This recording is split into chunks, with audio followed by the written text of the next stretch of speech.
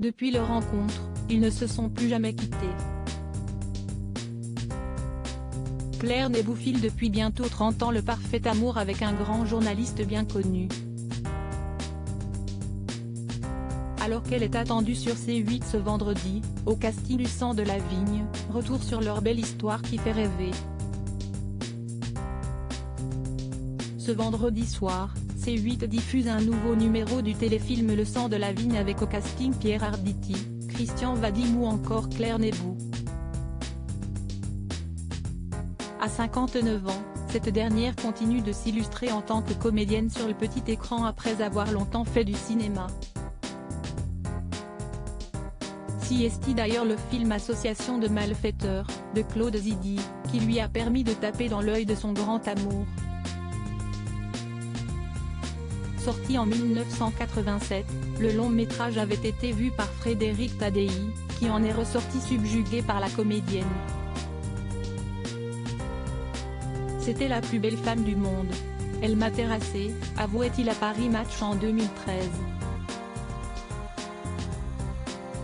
Mais ce n'est pourtant qu'en 1992 que la rencontre a lieu entre Claire Nébou et Frédéric Tadei.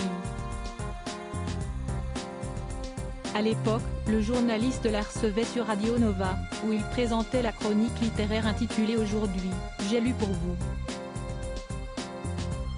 Le coup de foudre fut alors immédiat. Une seule chose me portait, j'avais 1 heure devant moi pour la séduire.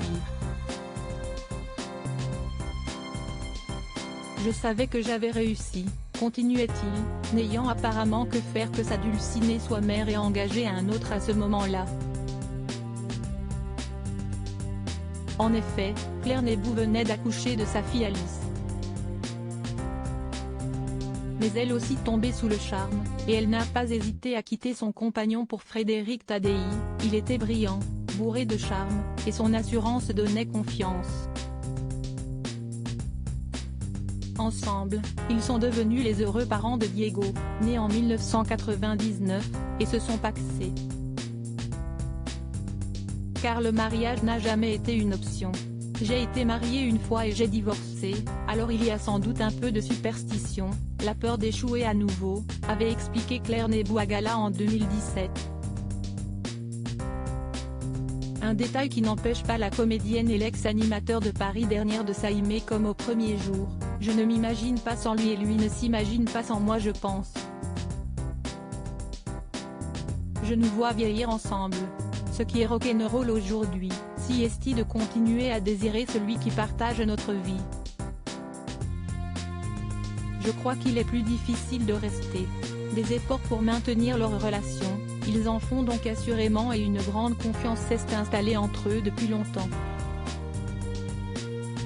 Je me vois comme un dompteur qui aurait ramené à la maison un animal sauvage qui risque de le manger à tout moment.